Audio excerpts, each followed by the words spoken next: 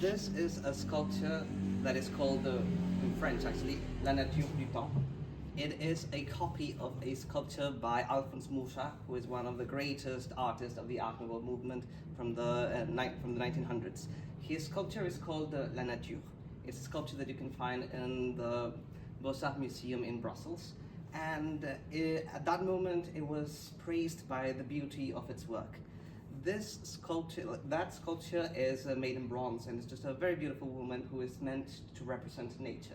However, this sculpture was conceived during my studies in the art history and archaeology master's degree at the Université Paris-Lettres and the École Pratique des Hautes Études.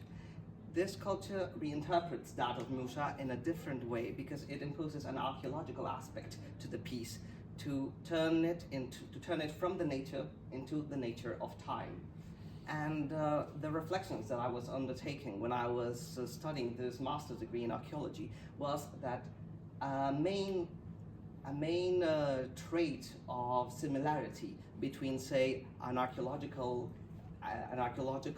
object from the 5th century in Athens, 17th century painting, a 19th century necklace or anything, is that it is new but for an instant, and then it becomes something old, something that can be displayed in a museum, not exclusively because of its aesthetic value, but in fact because of its historical value.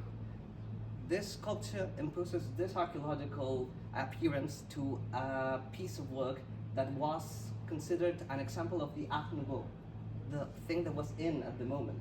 And as we say in English, we all have our 15 minutes of fame, and after those are gone, we have just history.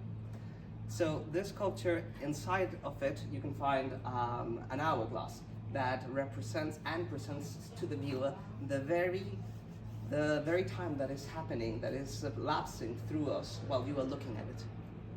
It is a sculpture that forces us to reckon with the fact that everything disappears, as will we, and that this moment that you are all witnessing right now is also history.